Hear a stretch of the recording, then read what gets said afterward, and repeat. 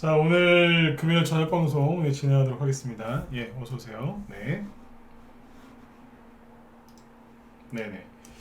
자, 일단 오늘 이제 금요일이죠, 그죠? 네, 일주일 동안 수고들 많이 하셨고요. 네, 이번 주는 뭐 지수가 뭐 크게 오른 건 없고요. 뭐 또 그렇게 크게 떨어지지도 않았지만 아무튼 뭐 지수는 그냥 별로 재미가 없었죠, 그죠? 대신에 이제 뭐 한동훈 씨 테마주가 좀 움직여서 저희 방도 좀 매도 사인도 좀 많이 나가고 괜찮았는데 일단 이제 요즘에 개인 투자자분들 분위기가 어떠냐면 뭐 기존에 갖고 있는 종목들이 지금 세게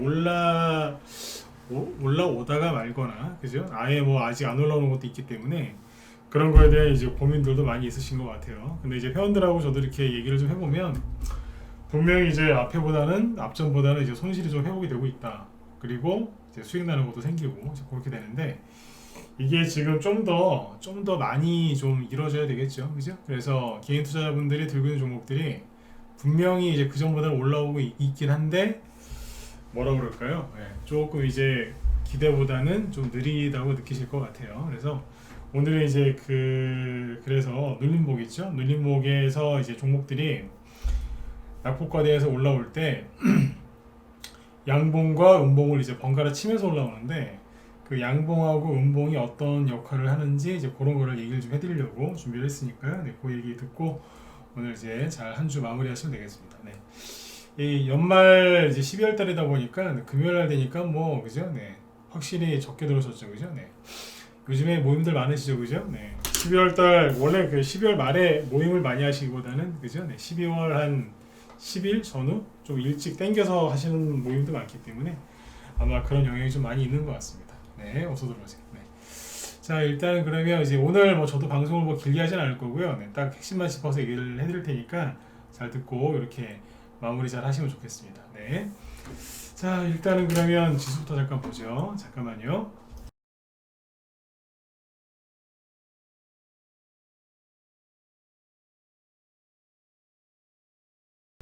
네.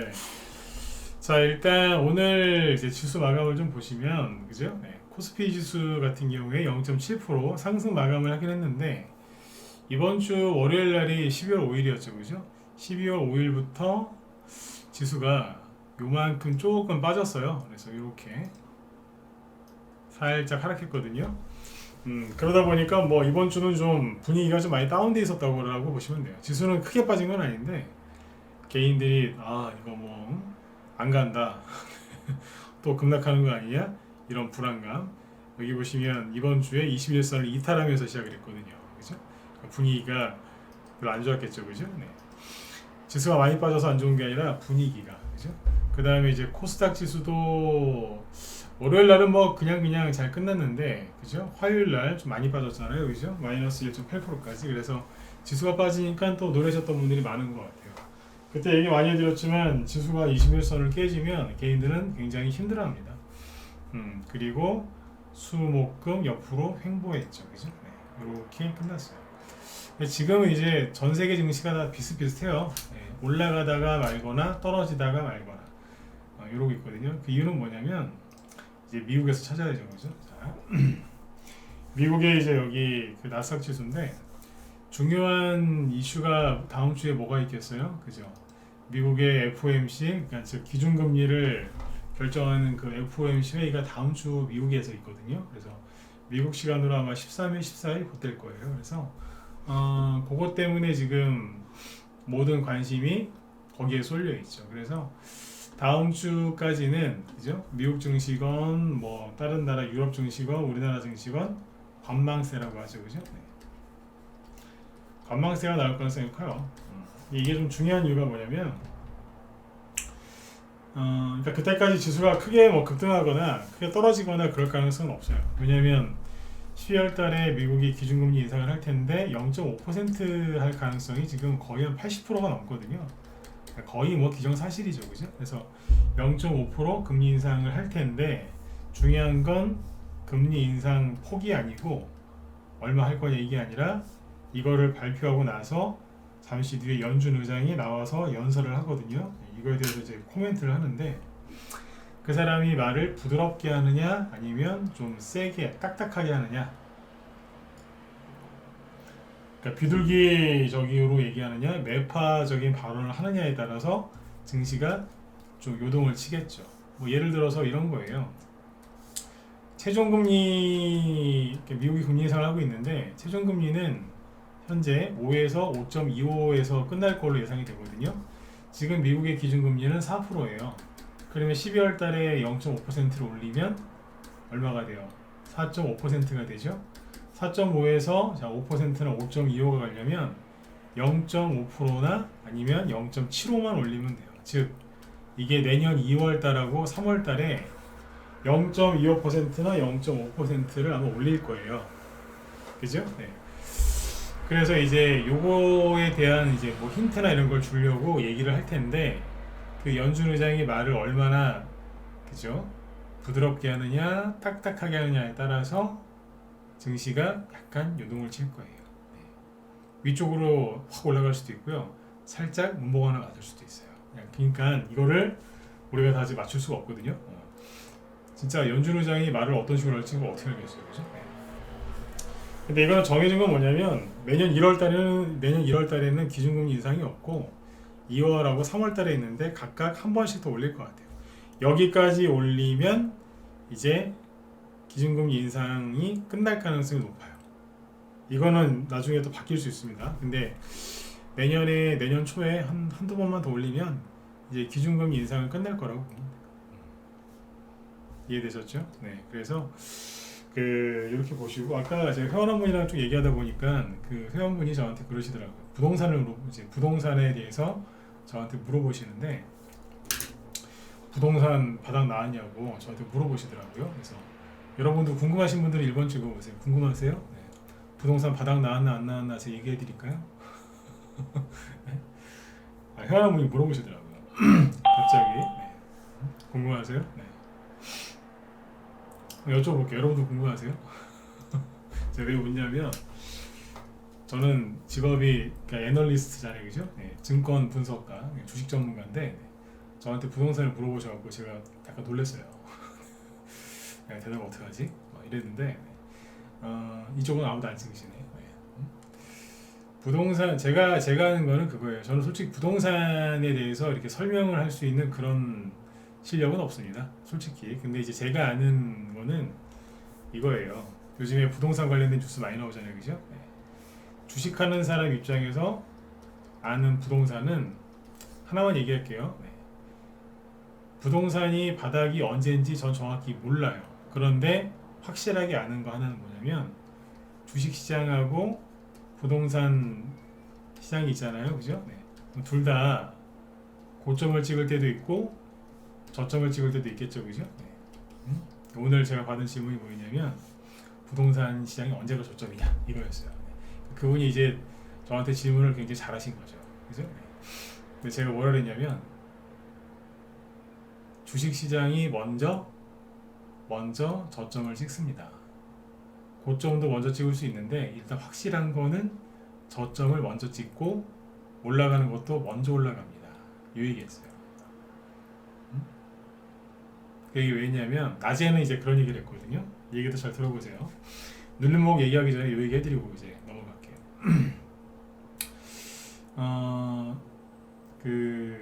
코로나 때 그죠? 코로나 때 뭐 위기다 그래가지고 경제 위기다 그래서 돈을 많이 풀었잖아요, 그죠? 네, 그때 돈을 많이 풀었는데 그때 부동산 시장도 급등했고요, 그죠?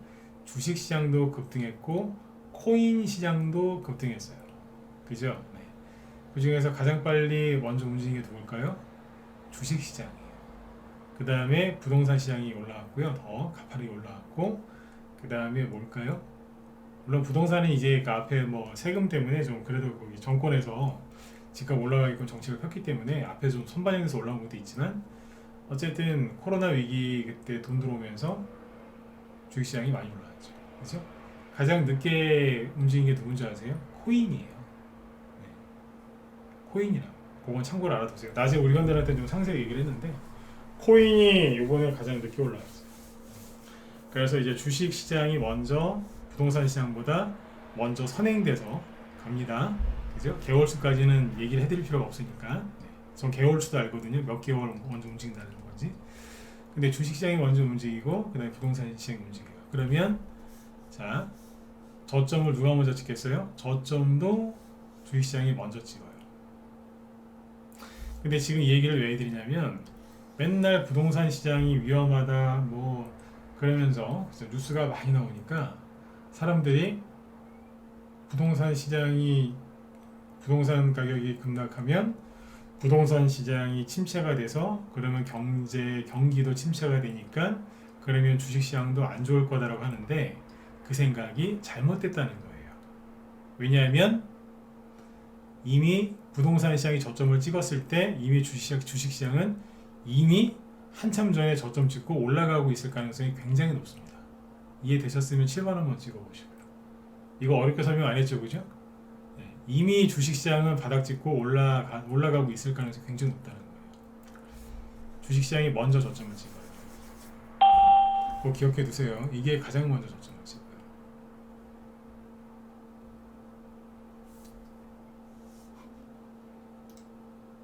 요걸 꼭 기억하셔야 돼요.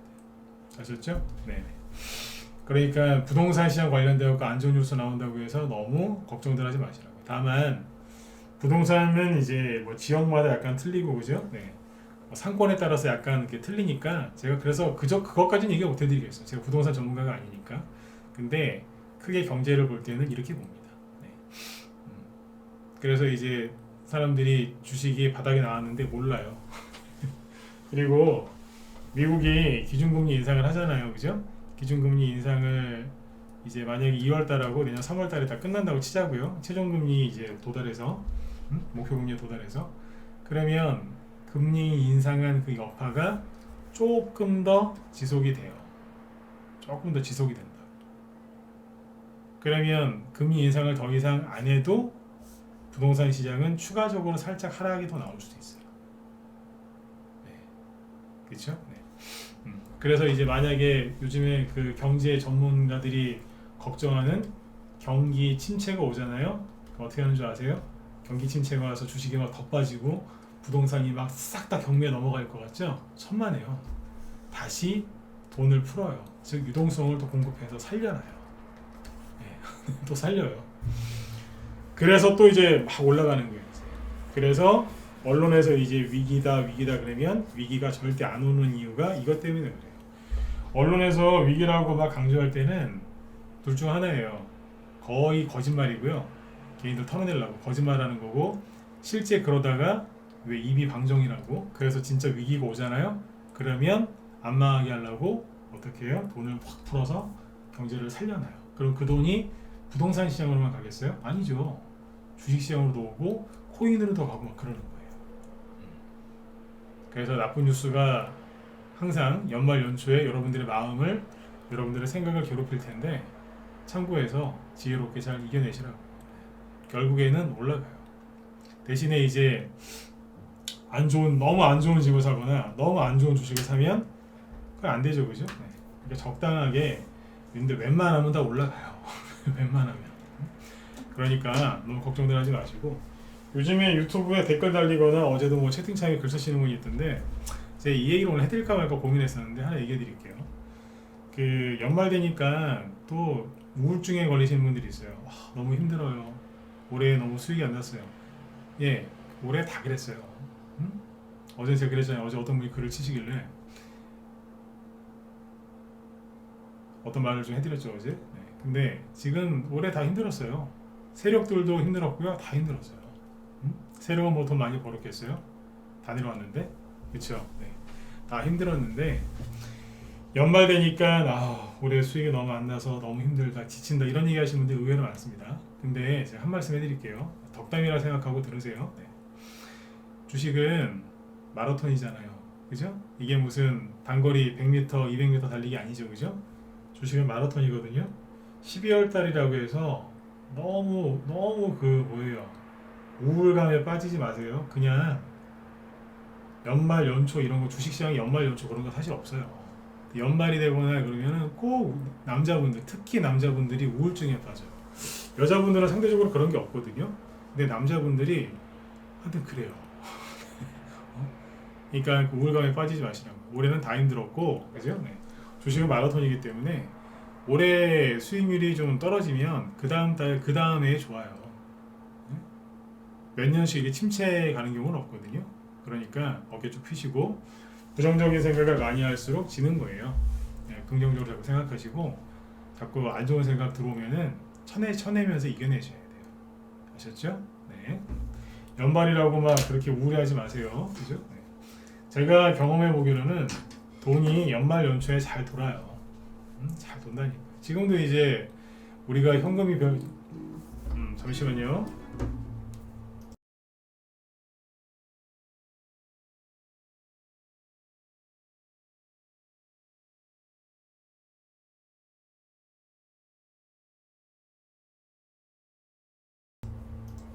네. 자, 그래서 이제 여기 여기까지 하고, 네, 그 힘드신 분들은 힘 들어하지 마세요. 주식은 마라톤이니까. 아셨죠? 네. 마라톤이 참 힘들죠, 그죠? 네. 자, 이렇게 말씀드렸고, 자, 이제 종목 얘기 좀 해보죠. 네. 지수는 그냥 이게 끝이에요. 뭐 지수를 갖다가 코스피, 코스닥 지수를 지금 분석할 필요가 없는 게, 아까 말씀드렸지만 다음 주에 미국의 FOMC 회의가 있어서 그것 때문에 관망세를 보일 거고, 연준 의장이 말을 부드럽게 하느냐 딱딱하게 하느냐에 따라서 증시가 왔다 갔다 하겠지만 결국에는 이번 달에 금리 인상할 거고 내년 2, 3월 달에 조금씩 할 거예요. 그리고 끝날 거예요. 근데 요거는 끝날지 안 끝날지는 나중에 상황이 바뀔 수도 있으니까 약간 여유를 두고 이렇게 보시면 됩니다. 그게 답니다. 그게, 그게 끝이라.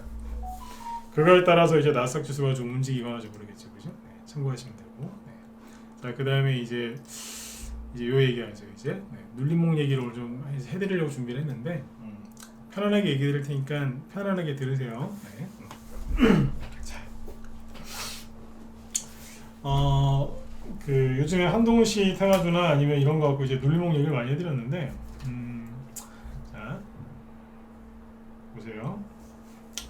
오늘 뭔 얘기할 거냐면 방송 제목이 이거죠. 눌림목에서 양봉과 음봉의 역할과 활용법 이렇게 써놨는데 보세요. 주가가 이제 이렇게 급등을 하기 시작하면 그죠? 대부분 눌림목이 나와서 급등을 하고 중간중간에 눌림목이 또 나와요. 그죠? 바닥에서 눌림목이 나와서 급등을 하는데 이렇게 중간중간에 눌림목이 또 나온다. 이거 눌림목이에요. 못 봤으면 해서 번호 이제 띄워놓고 자세히 더 설명을 해드릴게요. 자, 여기에서 슥 들어서 이렇게 횡보시키죠. 이것도 눌림목이고요. 그 다음에 여기에서 또 살짝 들어서 한 하루 이틀 2, 3일 돌리죠. 이것도 눌림목이에요. 거리가 있잖아요. 그죠? 그 다음에 여기에서 또 이렇게 살짝 들어서 지그시 누르면서 돌리죠. 이것도 눌림목이에요.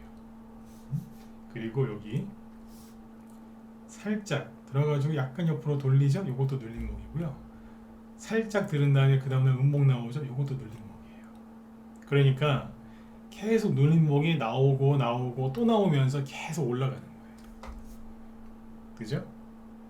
여기에서 이 나오는 이걸 우리가 캔들이라고 부르죠. 그죠? 네. 양초, 그죠? 우린 그래서 한문으로 이제 양봉, 음봉이라고 그러죠. 그죠? 네. 빨간색을 양봉, 그죠? 네. 파란색 요거를 우리가 음봉이라고 하죠. 그죠? 네. 이 양봉과 음봉이 어떤 역할을 하는지를 정확하게 이해를 하면 도움이 많이 됩니다. 뭐 할 때 도움이 많이 되겠어요? 그 주가의 흐름을 이해하는데 이제 큰 도움이 되죠. 양봉은 이제 지지 역할을 하고요. 100% 그런 건 아닌데 대부분 양봉은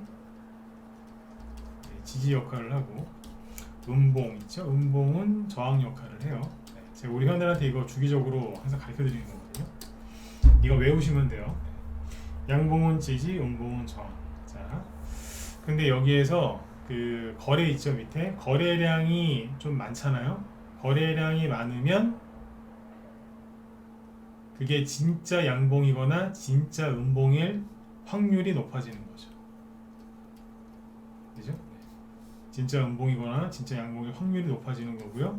그리고 영향력이 커지겠죠. 같은 얘기입니다. 영향력이 크겠죠. 그러니까 거래가 많이 실린 양봉이 있어요. 그러면 지지를 더 세게 하거나 거래가 많이 실린 음봉이 있으면 저항을 더 세게 하겠죠. 근데 거래량이 없다. 그러면 일반적으로는 지지를 못할 가능성이 더 커지는 거고 저항이 약할 가능성이 커지는 거죠. 이런 식으로 생각하시면 이게 기본이고 여기에서 살짝 응용을 하면 돼요. 그죠? 네. 이거를 왜 얘기를 해드리냐면 이거 이해하시면 재밌어요. 이거를 정확하게 이해하잖아요. 그러면 두 가지의 이제 그 두 가지를 얻을 수가 있는 게 뭐냐면 단기 매매를 잘 할 수 있어요. 왜냐하면 이게 캔들 하나하나를 이해를 하면 뭐 예를 들어서 뭐 여기서 샀어요. 이런 거 보면서 이제 팔을까 말까 아니면 좀 더 가져갈까 이거를 이제 선택할 수 있는 거죠. 이게 단기로 여기서 걸릴 것 같다. 그러면 뭐 10% 20% 단기 수익 보고 끝내는 거고 근데 이거는 가짜 음봉이다. 그러면 오늘 내가 10%짜리 장대 음봉을 하나 맞았지만 가짜 음봉인 거를 딱 눈치를 채고 그냥 가는 거예요. 그럼 이제 수익이 더 많이 나는 거죠. 굉장히 재밌어요. 그래서 이 양봉과 음봉을 정확하게 이해하시면 굉장히 실력이 많이 납니다. 그러니까 단기 매매 하시는 분들도 필요하고요. 단기 매매를 이제 안 좋아하고 약간 더 들고 와서 수익 내는 거 스윙하고 중기잖아요. 그죠? 네. 그거 좋아하시는 분들도 이걸 알아야 돼요. 무조건 그냥 저는 무조건 들고 가는 거 좋아요. 근데 그냥 들고 가시는 것보다 알고 들고 가는 건 훨씬 낫거든요. 그죠? 네. 그래서 이제 그거 얘기를 좀 해드릴게요. 물론 지금 오늘 요거 지금 앞으로 한 2-30분 강의하겠지만 이거 가지고 이 시간 가지고 모든 걸 다 알려드릴 수는 없겠죠. 그죠? 근데 지금 필요한 건 얘기해 드릴게요. 최근에 설명 많이 한 거 가지고 얘기해 볼까요? 일단은 뭐 가지고 얘기해 볼까요? 오파스넷 뛰어나서 오파스넷부터 볼까요? 남아토건부터 보죠. 남아토건이 지금 이낙연 씨 테마 중에서 대장주 역할을 하고 있지 않습니까? 자, 잘 보세요. 캔들 공부하실 때는 이평선을 다 지워버린다 해야죠. 차트가 깨끗하죠, 그죠? 깨끗하잖아. 거래량하고 그냥 캔들만 있으면은 보기가 훨씬 더 편하거든요. 자, 주가가 요렇게 이제 이낙연 씨 테마로 올라가다가 여기서 살짝 이틀 음봉을 때렸죠, 그죠? 자, 음봉을 때렸는데 여기 보시면 마이너스 7%까지 빠졌던 음봉이었고 요거는 마이너스 6%까지 빠졌던 음봉이었죠. 근데 아까 제가 뭐라 그랬어요? 양봉은 지지 역할을 한다 그랬잖아요. 지지 역할을 하는데 꼬리는 필요가 없어요. 꼬리는 음봉이건 양봉이건 역할을 잘 못해주기 때문에 몸통만 갖고 얘기하면 돼요. 몸통. 그러면 주가가 이렇게 쭉 급등할 때 양봉 캔들이 긴 게 한 몇 개 보이죠, 그죠? 네. 자, 그러면 하나하나 연결을 해볼게요. 자, 이 거래량의 주인은 누구예요? 요거고요. 그 다음은 요거고, 그 다음 거래 제일 많은 게 요거네요, 그죠? 네. 자, 요 세 개 중에서 누가 지지를 제일 세게 하겠어요? 찍어볼까요? 번호 1, 2, 3. 네. 누가 지지 역할을 제일 세게 해줄까요? 네. 너무 쉽죠? 누가 지지 역할을 제일 세게 해주겠어요? 그쵸? 3번이죠, 그죠? 그죠? 그럼 여기다가 돈 하나도 안 드니까 3번 캔들이 그러니까 이거잖아요, 그죠? 그럼 여기다가 위아래 선을 딱 걸어놓으면 돼요. 자, 꼬리 떼고 꼬리다가 하는 거 아니에요. 물론 이제 본인이 원하시면 그렇게 하세요. 네, 말리진 않으니까. 그죠? 자, 거래가 제일 세잖아요, 그죠? 여기에다가 종가와 시가에다 선을 걸었어요. 자, 어때요? 자, 거놓고서 보는 거예요. 네. 여기서 이제 이낙연 테마주로 추가 상승이 나왔죠. 올라가다가 이제 지수가 막 코스닥 지수가 21선이 깨지면서 개미들이 조정이다 그러면서 이제 또 투매했잖아요, 그죠? 그러니까 쭉 떨어지는데 어디서 지지 나와요? 그렇죠. 여기쯤에서 지지 나와서 올라오죠. 이런 얘기하면은 의심 많으신 분들이 있어요. 의심 많으신 분들이 에이 남아통은 하나 갖고 또 다 맞는 것처럼 얘기한다. 아니요, 이렇게 설명하면 거의 다 맞아요. 제가 이거 누구한테 따로 막 배운 거 아니라니까요. 네. 물론 이제 기초적인 건 저도 다른 사람한테 배운 게 있지만 이런 거는 이제 하다가 많이 아는 거죠. 하다가. 네. 지금 이거 설명하는 거는 비슷하게 설명하신 분도 있는데 거의 뭐 제가 따로 이거 딱히 배운 게 아니기 때문에 누구한테 제가 하면서만 느낀 거를 이제 알려드리는 거니까 참고해서 들으시면 돼요. 다른 사람 기법 강의하는 거랑 제가 하는 거랑 약간 다르다고 그러잖아요. 대충 여기서 나오죠, 그죠? 네. 자, 그리고 또 있어요. 여기서 끝나는 게 아니에요. 잘 보면 주가가 이렇게 약간 하락을 했었죠, 그죠? 네. 거래도 줄고, 근데 다시 여기 악고점이잖아요. 여기 악고점을 제끼면서 이렇게 올라가죠. 올라갈 때 거래가 또 있죠. 이 거래량도 좀 많은 거예요, 이것도. 그러니까 이것만 갖고 생각하지 말고 여기 있는 양봉들도 생각을 해봐야 되거든요. 보니까 거래가 좀 있는 게 두 개가 보이네요. 그렇죠? 그러면 여기 똑같이 하면 돼요. 네. 주말에 같이 놀아줄 사람이 없거나 심심하시면 집에서 이렇게 요건하고 계세요. 아셨죠? 네. 같이 놀 사람이 있으시면 나가서 노시고, 요즘에 같이 노는 사람이 없다 그러면 집에서 요건하고 계세요. 추우니까. 네. 자, 그러면 요 양봉의 여기 밑에 여기도 뭐겠어요? 지지선이겠죠? 그렇잖아요? 그게 지지선이라고요? 그러면 아까랑 똑같아요. 돈 한 푼 안 드니까 일단 선을 그어보세요. 이렇게 여기다 하나 그어놓고 여기다 하나 그어놓고. 자, 주가가 떨어질 때 처음에 음봉 하나 딱 나왔을 때 어때요? 처음에 음봉 하나 떨어질 때 여기서 멈추죠. 그 다음은요, 여기서 멈추죠. 이렇게 해석을 해도 된다 이거예요. 여기까지 이해되셨으면 7번 찍어보시고, 오늘은 그냥 찍고 싶으면 찍고 찍기 싫으시면 안 찍으시면 돼요. 네. 쉽죠? 네. 이렇게 하나하나 이제 보는 거예요. 이제. 여기네? 이러면서. 물론 이제 여기를 이탈했다가 올라오는 경우도 있고 있지만, 그죠? 투매가 너무 세게 나온다. 갑자기 전날 밤에 미국의 나스닥 지수가 5% 폭락했다. 그럼 이거고 뭐고 저거 없으면 그냥 확 빠져버려요. 그냥. 그건 이제 외부 돌발 변수가 생긴 거죠. 그죠? 네. 그런 거잖아요. 자, 근데 올라갈 때 있잖아요. 잘 보세요. 아까 음봉은 뭐라 그랬어요? 음봉은 저항이라 그랬잖아요. 그죠? 여기도 꼬리대고. 오늘 올라가는데 잘 보세요. 네. 오늘 한 7% 종가 마감했고, 장중에는 8% 이상 급등했겠죠. 그죠? 네. 자, 올라가다가 저항이 있겠죠. 어디겠어요? 음봉 여기 하나 있네요. 여기. 이 친구 하나 있잖아요. 이 친구는 파란색을 보면 저항을 생각하시면 돼요. 그죠? 네. 그러면 제가 아까 얘기 드렸잖아요. 꼬리도 영향이 좀 있긴 한데 일단 치우고, 그죠? 몸통이 제일 저항이 세거든요. 그 어디겠어요? 여기겠죠. 저항, 캔들 저항, 딱 거기까지 가죠.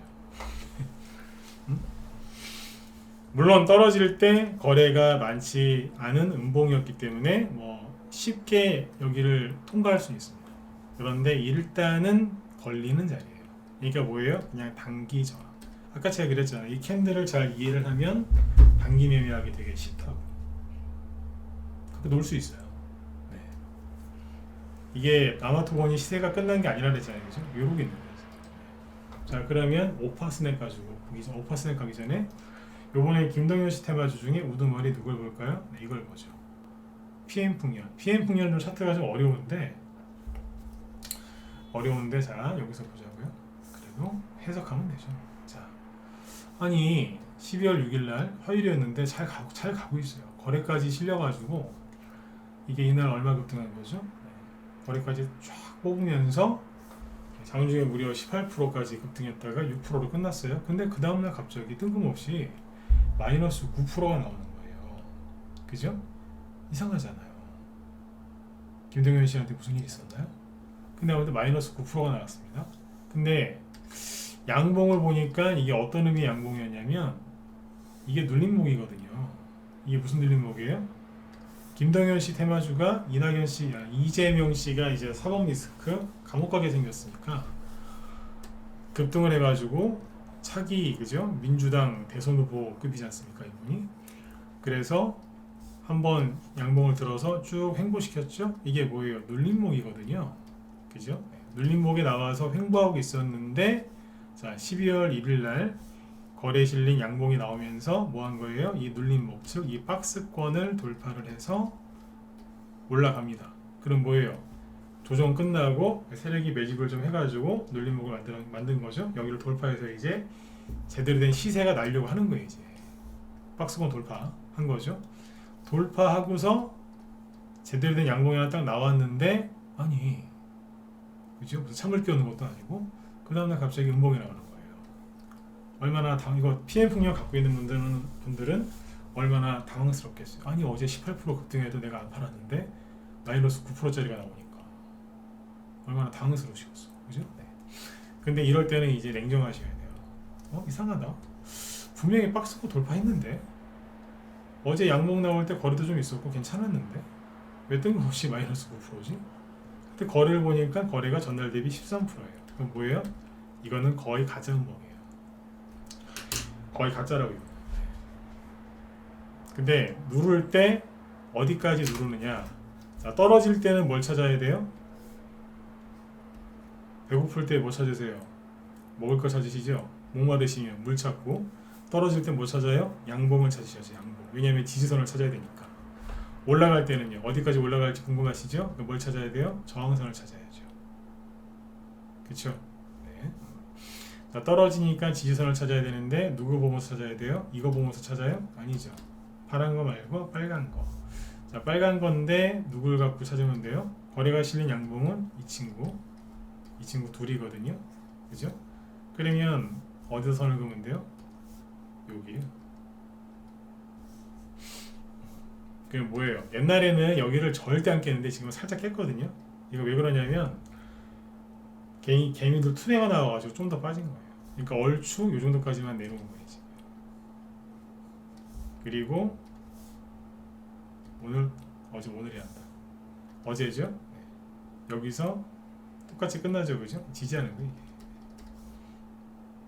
거래가 없잖아요. 가만히 있었던 거예요. 숨죽이고. 결국엔 이게 뭐냐면 이게 눌림목이라는 얘기예요. 들었다가 눌렀잖아요. 눌림목이 뭐 이게 무슨 눌림목이에요? 이렇게 들었다가 이렇게 쭉 한참 돌린 게 눌림목 아니에요? 눌림목은요 하루짜리도 있고요 반나절짜리도 있어요. 눌림목은 뭐 한 달, 두 달 딱 정해진 게 없다니까요. 다시 얘기해 드릴게요. 하루짜리 눌림목도 있고 심지어 반나절짜리 눌림목도 있어요. 반나절. 분차트 갖고 얘기하면요 10분짜리 눌림목도 있고 별의별 게 다 있습니다. 여기서 지지 나오고 뭐 한 거예요? 오늘 뽑은 거예요. 오늘 또 옥등했어요. 거래가 막 늘면서. 그죠? 이렇게 보시면. 자, 그런데 만약에 PM풍년이 내일 월요일이겠네요. 그죠? 월요일날 급등을 또 한다고 치자고요. 근데 뭐예요? 저항이 안 보이네요. 음봉이 없잖아요. 앞에. 그럴 때는 차트를 좀 크게 놓고 보셔야죠. 어떻게요? 이렇게. 그리고 음봉이 보이죠? 저기 여기. 영향을 줄까 안 줄까요? 이렇게 표현하면 돼요. 주기는 줘요. 네, 영향을 좀 줄 거예요. 작년에 여기서 물리신 분들이 꽤 많더라고요. 그래서 영향이 좀 있긴 있을 겁니다. 그러니까 이게 지금 뭐예요? 52주 신고가 내고 있는 거예요. 1년을 이제 52주라고 하지 않습니까? 52주 신고가. 그러니까 52주 신고가가 났는데 여기서 이상한 마이너스 9%짜리 운봉이 하나 떨어진 거예요. 속이는 거죠. 그러니까. 그렇죠? 이렇게 보죠. 그리고 PM 풍력까지 갖고 이제 오파스넷을 볼까요? 오파스넷을 보면은 대장주들이죠. 네. 자, 제가 여기서 이거 운봉 나왔을 때 별로 안 좋게 얘기했거든요. 네. 잘 보세요. 언뜻 보면은 거래가 되게 양봉인데 양봉이 좀 크고 거래가 좀 많이 나와 있잖아요. 좀 있잖아요. 뭐 최대 거래량도 아니고 거래가 일단 거래 이 정도 있는데 이 정도면은 뭐 일단 어떻게 표현하면 좋을까요? 옛날에는 거래가 이게 옛날 기법인데 혹시 이런 얘기 들어보셨을 거예요. 대량 거래가 나오지 않았으면 고점이 아니다. 그러니까 주가가 이렇게 급등했는데 자, 거래가 여기보다 적잖아요. 그죠? 그래서 이거는 고점이 아니다. 이렇게 얘기하는 사람들이 많거든요. 그게 15년 전 얘기예요. 혹시 이런 얘기 들어보신 분들 1번 찍어보세요. 주가가 막 떨어지는데 대량 거래가 안 터져서 괜찮다고. 그런데 계속 떨어지는 거 보셨어요? 그런 거 보신 분들 있죠? 네? 그렇게 설명하는 거. 그게 15년 전 거라고요. 그때는 있잖아요. 진짜로 오파스넷이 공부 좀 하신 분들은 아실 거예요. 만약에 이제 이게 우리 방 보유 종목이었다고 가정을 할게요. 15년 전에. 그러면 이제 쭉 올라가잖아요. 그러면 여기서 수익이 100% 났잖아요. 그러면 여기서 매도세를 안 내요. 전량 매도세를 안 낸다고. 한 절반 줄일까 말까? 근데 만약에 여기서 우리 회원 중에 한 명이 너무 수익이 많이 나서 겁이 나서 수익 많이 나도 겁나거든요. 여기 누가 여기서 팔았어요. 전량 매도 하잖아요. 그래서 제가 막 뭐라고 막 꾸짖었어요. 아니 대량 거래도 안 터졌는데 왜 이걸 다 파냐고. 지금 제정신이냐고. 왜 그러냐고. 그리고 큰 돈 버실 수 있겠습니다. 막 제가 막 혼을 내요. 왜? 대량 거래가 안 터졌는데 왜 파냐고요. 그때는 실제로 대량 거래 터질 때까지 버텼거든요. 그러면 그게 확실히 고점이 맞아요. 근데 지금은 그 기법이 한 30%도 안 맞아요. 고점에서 대량 거래가 터지면서 끝나는 경우도 있는데 요즘은 잘 안 그래요. 상한가가 30%로 바뀌거나 원래 15%였습니다. 2015년까지는. 근데 30%로 바뀌고 나서 그게 점점 바뀌다가 지금은 거의 안 맞아요. 이 얘기를 여기서 왜 강조를 드리냐면 아까 제가 뭐라 그랬어요? 양봉이 나왔으면 여기서 지지를 해줘야 될 거 아니에요, 그죠? 네. 근데 지지를 안 하고 그 다음에 어떻게 해야 돼요? 바로 떨어져 버리죠. 그러면 이거는 좋은 양봉이에요? 아니면 안 좋은 양봉이에요? 생긴 건 양봉인데 양봉 구실을 못하고 있다는 뜻이에요. 그냥 밀어버리잖아요. 이해되셨으면 자 7번 찍으시고 요건 좀 찍으셨으면 좋겠네요. 양봉인데 양봉 구실을 전혀 못했죠. 그러니까 이거는 양봉이 아닌 거예요. 생긴 거는 멀쩡하게 생겼는데 양봉 구실을 못하는 거예요. 그죠? 그래서 내가 이게 5%에서 여기서 안 좋게 본 거예요. 근데 그 다음날 보니까 특수관계인들이 팔았대 또. 그죠? 네. 그런 얘기가 나오잖아요. 그죠? 네. 자, 그러면 지금 오파스넷이 좀 피곤한 게 뭐냐면 이거는 지지 역할을 못했잖아요. 그러면 세력이 양봉을 만들어 놓고 개인들한테 팔아먹을 수 있다는 얘기잖아요. 옛날에는 음봉에서 판다고 세력이 이제 그렇게 얘기를 했지만 지금은 안 그래요. 양봉에서 파는 경우도 많아요.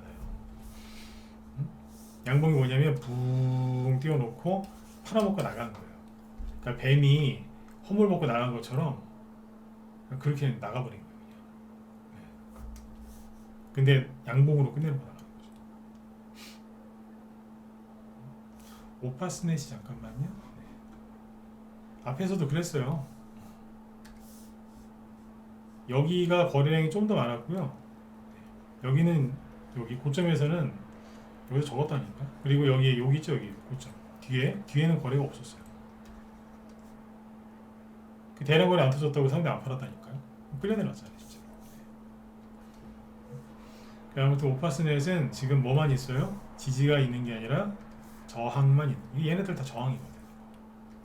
그러니까 저항이 여기도 있고 여기도 있고 여기도 있는 거예요. 이걸 이제 한자성어로 첩첩산중이라고 부르는 거예요. 이제. 네. 여기서 단기 수익 내려면은 상대적으로 피곤한 거예요. 이게. 이해가시죠? 피곤한 거예요. 저항이 위에 막 있으니까 많은 거예요. 저항이 없는 거라면 좀 편한데 저항이 있으니까 힘든 거예요. 이해되시죠? 네. 제가 어제 얘기했잖아요. 노을이 원래는 차트가 안 좋은 건데 오리콤은 단기 거열 지정 예고 뜨고 오파스넷은 특수관계인 팔았고 두 개 다 하락 나올 거다. 아니면 시세가 약하든가. 그러니까 누가 가요? 노을이 가잖아요. 원래 노을이 제일 약한 건데, 그죠? 노을이 좀 올라갔거든요. 근데 노을은 또 여기 뭐가 있냐면 여기 매물대가 있어갖고 거래 많은데 윗꼬리가 길죠. 그 이거는 양봉인데 이제 이거는 좀 어려운 거예요. 양봉인데 여기에 저항이 있어요. 아까 제가 꼬리 보지 말라고 했지만 이거는 거래가 터진 양봉 윗꼬리이기 때문에 여기에 저항이 있어요. 굉장히 강력한 저항이 있거든요. 노을이 이거 뚫으려면 수급이 굉장히 강하든가 아니면 호재가 굉장히 세게 들어와야 돼요. 안 그러면 밀려서 내려와야 돼요. 이렇게 이해하는 거예요. 이해하시죠? 그 다음에 시간이 좀 있죠? 네, 자 그리고 저번에 그 우크라이나 재건 수주로 올라간 거 SY인데 자 그러면 자, 이제 보세요. 지지선을 어디다가 그면은 좋을까요? 어디 지지선이 제일 셀 것 같으세요? 찍어보세요. 두 개 찍으세요. 두 개. 하나 찍지 말고. 1, 2, 3, 4 중에 어디 지지선이 제일 셀까요? 제일 센 거 맨 앞에 쓰시고 그 다음 거 뒤에 쓰시고. 지지선 어디가 제일 세겠어요?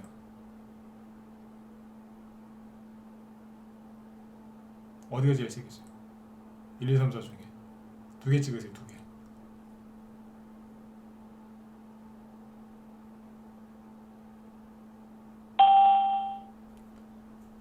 어딜까요? 네. 4번, 3번? 3번, 4번이랑 4번, 3번이랑 비슷하죠, 그죠? 네. 예, 그래요. 네. 3번하고 4번, 4번하고 3번, 그죠? 네. 그러면 볼까요? 어때요? 여기에서 주가가 네. 꼬리를 감으면서 올려버리죠? 거래도 조금 늘었고 6% 상승. 뭐예요? 우크라이나 재건 수주. 그렇죠. 여기가 강력한 지지라인이죠. 여기서부터 거래가 실리면서 올라왔어요. 상한가는 아니지만 거의 준상한가라고 봐야 됩니다. 그 여기가 강력한 지지선이에요. 강력한 지지선. 그리고 여기 보면 공백이 있죠? 이걸 우리가 갭이라고 그러거든요. 갭을 띄운다 그러죠? 네, 갭. 이것도 굉장히 강력한 지지선이에요. 그러니까 우리 포장으로 보면 진공포장. 그냥 포장이 아니라 진공포장. 진공포장. 터지지 말라고. 굉장히 센 매물대요. 거기하고 이 선하고 이제 일치하거든요. 거의. 여기서 튀어올라요. 지난번에 우리 회원들한테 이제 강의했던 게 있어요. 한미글로벌. 우리 라이브 회원들한테만. 공부를 정말 제대로 하고 싶으시면 라이브 회원으로 들어오시면 돼요. 한미글로벌이 여기서 막 떨어질 때 여기입니다. 여기서 떨어질 때 그랬어요. 어디에서 반등 나올까요? 내가 그랬어요. 자, 여기까지 이거 마칠게요. 네. 원래 지금 뭐 종목을 준비한 게 몇 개 더 있는데 시간상 요거까지 하면 되겠어요. 그죠? 네. 주가가 이렇게 쓱 떨어지기 시작하면 아마 여기쯤이었던 것 같아요. 요거 떨어지고 있을 때 11월 17일 날 좀 떨어지고 있길래 이게 저기 네옴시티 우두머리였지 않습니까? 빈살만 왔을 때가 여기 17일이니까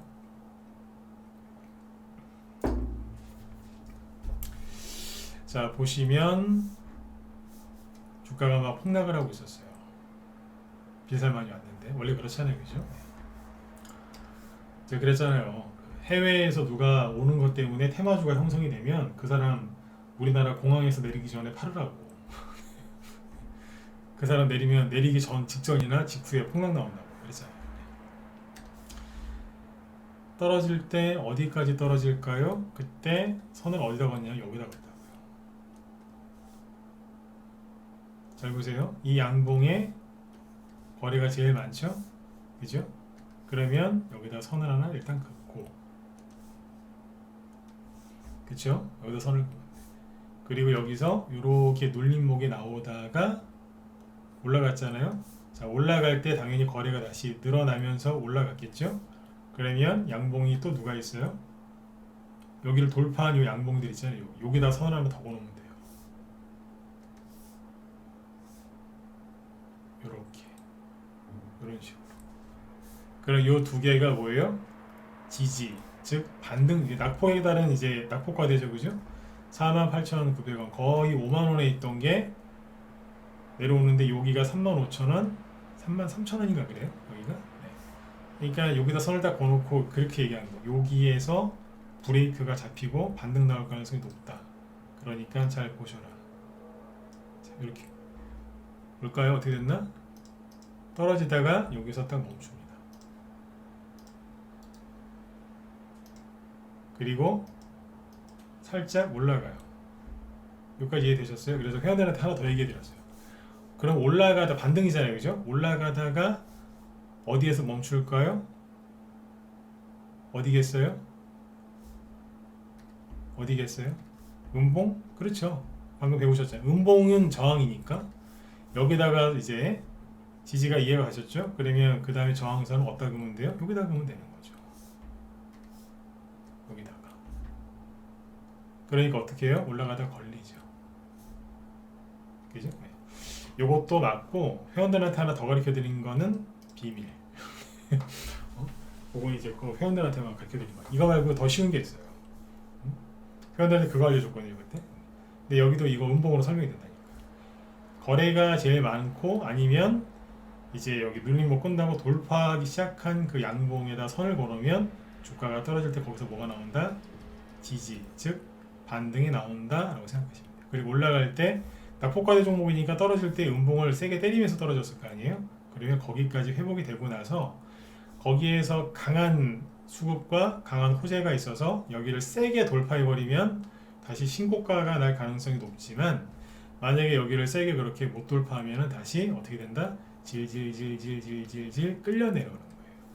그래서 그때부터는 엄청나게 피곤해지는 거예요. 지금 어때요? 네. 굉장히 피곤해 보이죠, 그죠? 네. 이거는 뭐예요? 네. 세력은 팔고 나갔고 개인들끼리만 서로 치고받고 싸우고 있는 거예요. 네. 여기서 물타기 하시면 자살행위입니다. 네. 그래서 반등 나올 때 팔아내는 게 여기인 거예요. 그러니까 이거 캔들에 대해서 캔들의 지지와 저항만 정확하게 알죠? 그러면 여기서 물타기해서 나올 수 있는 거예요. 옛날에 제가 전문가 초창기 때 그 들어오는 사람들 있죠? 그때 이거 다 알려줬어요. 자, 여기서 반등 나올 테니까 이렇게 여기서 얼마 사가지고 이렇게 하시라고, 여기서 파시라고. 네. 그때 그 인사동에 돗자리 깔으라는 그런 제의도 있었어요. 너무 잘 맞춰가지고. 네. 이게 옛날에 나오는 흔하게 나오는 차트거든요. 이게. 기가 막히죠, 그죠? 네. 캔들 가지고 캔들 말고 다른 걸로도 이제 알아맞히는 게 있는데 돈 안 들이고 쉽게 할 수 있는 게 요겁니다. 네. 도움이 좀 되셨으면은 1번 찍어보시고. 네. 그러니까 주말에 누가 안 놀아주고 자꾸 그러면 집에서 혼자서 그죠? 네. 그 뉴스만 보지 마시고 그죠? 이거나 보세요. 이거 그거 괜히 알려드린 거 아니에요. 네. 종목들을 쭉 보면은 이것도 똑같이 생겼네 이런 거 되게 많을 거예요. 아셨죠? 네. 주말에 혼자서 공부하고 싶으신 분들 참고해서 하세요. 네. 그리고 좋은 거 알려드렸는데 또 차트 볼 때 휴대폰으로 차트 보지 마세요. 아셨죠? 컴퓨터나 아니면 TV에 연결해가지고 크게 해놓고 보세요. 제발 HTS 좀 까세요. 스마트폰으로 차트 보지 말고. 스마트폰으로 차트 보면 안 보느니만 못해요. 너무 좁아갖고. 크게 보세요. 아셨죠? 네, 크게 보셔야 돼. 최소한 컴퓨터 모니터에다 띄워놓고서 보세요. 그래야 보이죠? 스마트폰으로 보시면은 이해 안 갑니다. 네. 아셨죠? 네, 자, 여기까지. 네. 그래서 이제 이런 걸 가지고 이제 여러분들 종목들을 보실 때 참고를 좀 많이 하셨으면 좋겠고요. 다음 주에는 좀 더 또 재밌는 거 갖고 와서 또 얘기해 드릴게요. 아셨죠? 네. 근데 일주일 동안 수고를 많이 하셨고 제 뒤에도 우리 김 실장님 방송 준비하시는데 지금 오늘 뭐 하시죠? 네, 여기 아까 우크라이나 재원 수혜주들이 최근에 뭐 또 전쟁 얘기 나와서 또 막 하락을 했는데 오늘 급반등이 세게 많이 나왔습니다.